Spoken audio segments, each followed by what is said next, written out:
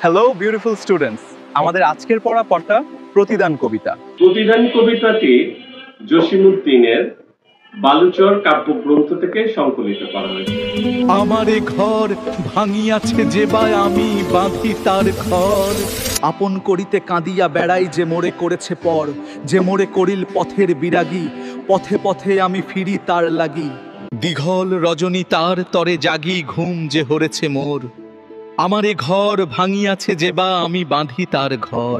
ভালোবাসাপূর্ণ মানুষই নির্মাণ করতে পারে সুন্দর ও নিরাপদ পৃথিবী। কবি মনে করেন যে অপকার করে তাকে শুধু ক্ষমা করাই নয়, বরং প্রতিদান হিসেবে তার উপকার করতে পারলেই পৃথিবী সত্যিকারের বাসযোগ্য হয়ে ওঠে।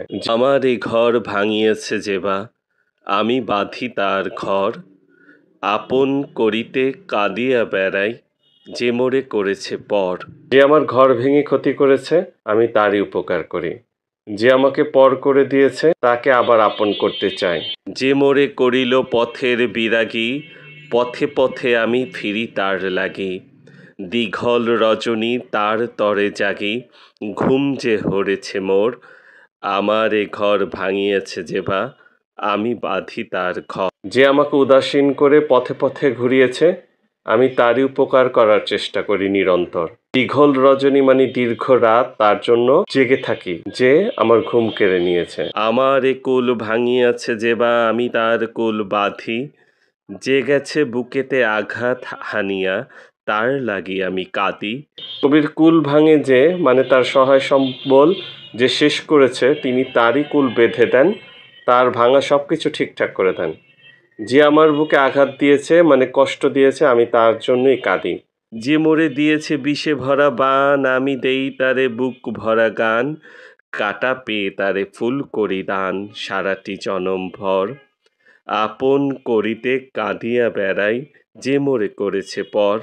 যে আমাকে বিষে ভরা তীর নিক্ষেপ করেছে আমি তাকে বুক ভরা গান দেই, কাটা পেয়ে তাকে ফুল দেই। যে সারা জীবন আমাকে পর করে রেখেছে তাকে আবার আপন করতে চাই। মোর বুকে যেবা কবর বেঁধেছে আমি তার বুক ভরি, রঙিন ফুলের সোহাগ জড়ানো ফুল মালঞ্চ ধরি। যে আমার বুকে কবর বেঁধে আমাকে নিঃস্ব করেছে আমি তার বুক ভরে দেই, রঙিন ফুলে তার জন্য বাগান তৈরি করি। যে মুখে সে কহে নিঠুরিয়া বাণী আমি লয়ে করে তারই মুখখানি, কত ঠাই হতে কত কি যে আনি সাজাই নিরন্তর, আপন করিতে কাঁদিয়া বেড়াই যে মোরে করেছে পর। আর যে মুখ দিয়ে সে নিষ্ঠুর কথা বলে আমাকে আঘাত করে আমি সেই মুখটাকেই হাতে তুলে নিয়ে নানা সৌন্দর্যে অবিরাম সাজিয়ে দেই। অসাধারণ একটি কবিতা।